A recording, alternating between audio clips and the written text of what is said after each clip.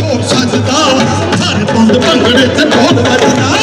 ਆਪਣਾ ਪੰਜਾਬ ਯਾਰੋ ਆਪਣਾ ਪੰਜਾਬ ਯਾਰੋ ਆਪਣਾ ਪੰਜਾਬ ਕਈ ਨਾ ਦੇਖ ਮੱਛੀਆਂ ਚਲਾਉਂਦੇ ਇੱਥੇ ਹੀਰ ਤੋਂ ਚੂਰੀ ਖਾਂਦੇ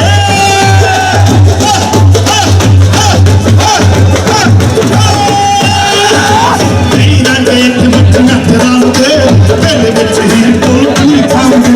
ਬਾਕੀ ਚੂਰ ਨਿਕਲ ਜੱਟ ਰੱਖਦਾ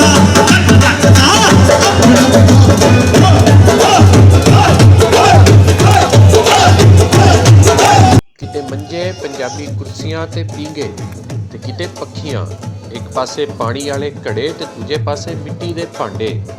ਤੇ ਪਿੰਡਾਂ ਵਰਗੀ ਸਜਾਵਟ ਤੇ ਇਹ ਸਭ ਦੇ ਨਾਲ ਲਿਖਿਆ ਪਾਕਿਸਤਾਨ ਦੀ ਡਾਇਮੰਡ ਜੂਬਲੀ ਦੇ ਸਮੇਂ ਤੇ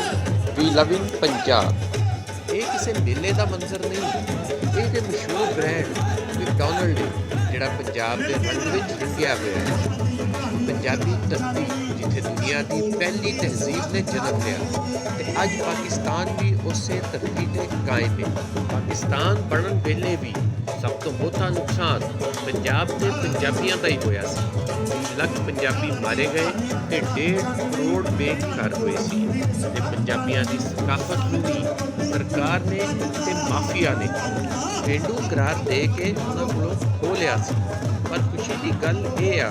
ਕਿ ਪੰਜਾਬ ਆਪਣੀ ਅਸਲ ਵੱਲ ਪਰਤ ਰਿਹਾ ਹੈ ਤੇ ਮੈਕਡੋਨਲਡ ਦੇ ਪੰਜਾਬੀ ਰੰਗ ਵੀ ਉਸੇ ਦਾ ਸਬੂਤ ਨੇ।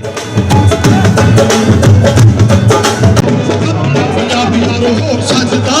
ਸਾਰੇ ਬੰਦ ਭੰਗੜੇ ਤੇ ਢੋਲ ਵੱਜਦਾ